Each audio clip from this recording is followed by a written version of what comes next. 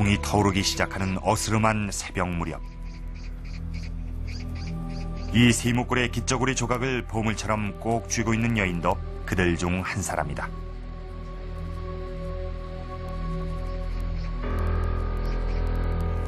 이윽고 한 남자가 이 길목을 지난다. 이 남자가 성황당을 지나는 첫 번째 남자인 것이다. 여인이 깃저고리 조각을 내밀자 남자는 여인을 보쌈해 간다. 여인이 반항하는 모습은 찾아볼 수 없다.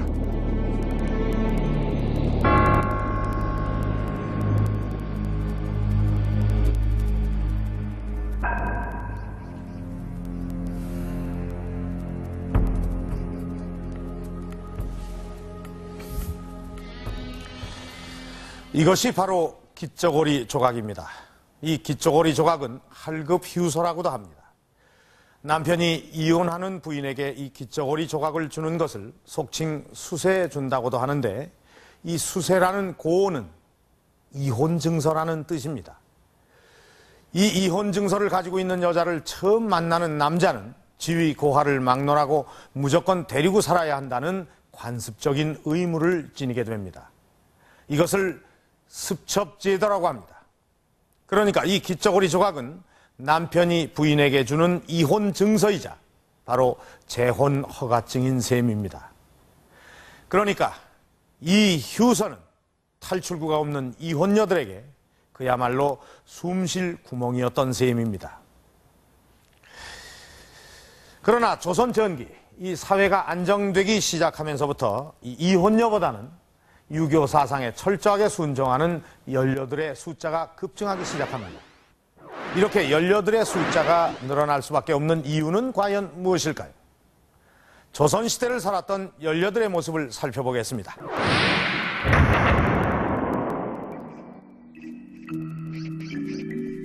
경상북도 달성군 현풍리 12정렵이 현풍 곽씨 가문에서 배출된 효자, 춘신, 그리고 연료를 기념하기 위해 세워진 것이다. 특히 조상 중에 연료각과 연료비를 받게 된 여인들이 6명이나 있었다는 사실은 수백 년이 지난 지금까지도 후손들에게 큰 자랑거리다.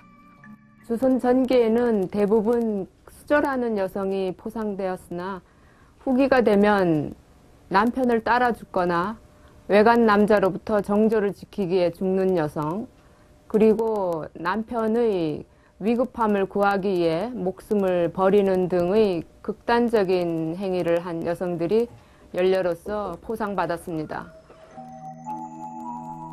죽음에까지 이르는 극단적인 희생을 치르면서 조선 여인들의 연료가 되기 위한 노력은 계속된다.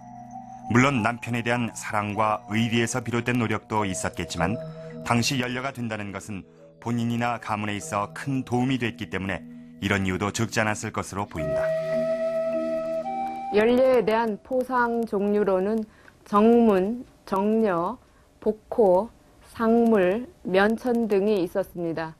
여기에서 정문, 정려는 연료각, 연료비로서 가장 큰 포상으로 4대 부집 부녀자의 경우 가문의 명예였습니다. 그 다음으로 복호가 있는데, 복호란 역을 면제해 주는 것이었고, 상물은 상으로 곡식이나 비단, 포 등을 내려주어 경제적 혜택을 주었습니다. 천인의 경우는 면천하게 하여 신분 상승을 가능케 하는 등 실제 생활에 이익을 주어 권장하였습니다. 이렇게 함으로써 후손들로 하여금 본받도록 하였던 것입니다. 현풍 곽씨에서 배출된 6명의 연료 중 지금까지도 가장 추앙받고 있는 여인은 전이 이씨 부인. 전이 이씨는 후손들에게 가장 큰 귀감이 되는 행적을 남겼다고 전해지는데, 전이 이씨가 연료가 된 사연을 들어보자. 이분은 25살에 시집 와가지고 남편을 여의고 따라 참 죽겠다고 결심을 했다가 친정 아버지가 병고에 누워 있으니까 네가 죽으면 내가 따라 죽는 기다. 그러니 나를 죽음을 제쳐가는 기다. 그러니 내 죽고 난 뒤에 해 죽으라고 이래 참 만류를 해가지고 그 뜻을 받아가지고 6개월 후에 친정 아버지가 별세하고 그때부터 굶어서 모지게도 그래 세상을 떠나신 분인데 전이 이 씨가 목숨을 끊기 전에 이불 밑에 감춰뒀던 절명사, 다시 말해 유서다. 자신을 두고 세상을 떠난 남편에 대한 사랑과 그리움이 절절하게 배어있는 내용이다. 다른 세상에서 만날 것을 기약한 이 글귀는 많은 사람들의 마음을 감동시켰다고 한다. 조선 전기에서 후기로 갈수록 연료가 되기 위한 방법은 극단적으로 변하고 그 숫자도 크게 늘어난다. 강해군 때 편찬된 그 동국 신속 상강 행실도에 근거하여 임진왜란 때 연료 수를 살펴보면은 연료로 정표된 수는 효자 충신을 합한 수보다 약 3배나 많다는 사실을 알 수 있습니다. 이와 같이 정절을 지키다 죽은 부녀자가 많은 것은 조선조의 유교적 연료관이 철저했기 때문이라고 봅니다.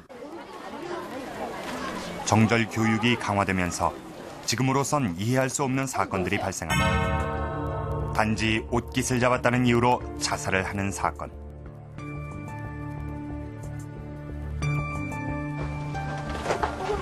또 낯선 남자가 손목을 잡고 희롱했다 해서 여자가 고민하다가 자신의 손목을 잘라내버린 매우 끔찍한 사건도 일어난다. 딸이 강간당했다 하여 어머니가 딸을 물에 빠뜨려 죽이는 사건까지 일어난다. 사태가 여기에 이르자 조선의 실학자들은 새로운 연료관을 정립해야 한다는 주장을 펴기도 한다. 죽음만이 연료가 되는 조건이 돼선 안 된다는 얘기다. 남편이 세상을 떠난 후에도 꿋꿋하게 어린 자식들을 키우며 살아가는 것이 진정한 연료상이라는 논리다.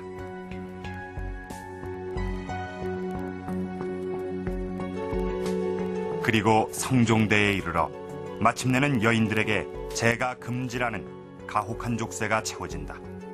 성종 8년에 제정된 이 법제는 제가녀 자손은 벼슬을 할 수 없다는 규제를 만들어 과부들의 발목을 잡는다.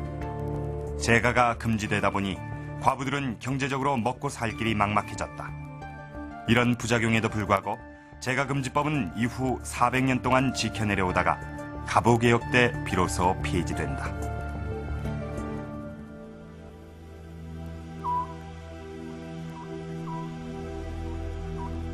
조선시대 연암 박지원이 지은 연려 함양 박시전엔 과부들의 애처로운 삶이 잘 표현돼 있다.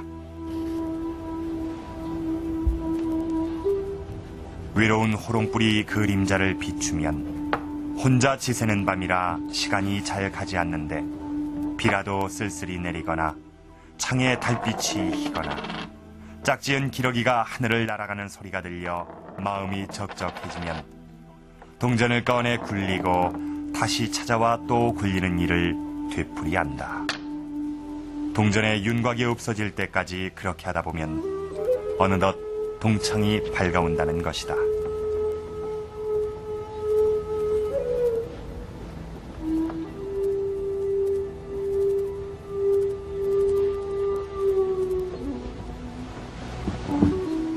이름 없는 과부들은 평생 정조를 지키기 위해 이처럼 애달픈 삶을 살아야 했던 것이다. 이처럼 연료가 되기 위해 여인들이 겪어야 했던 아픔은 컸지만은 이런 아픔을 견디면서 연료가 되기 위한 노력은 계속됐는데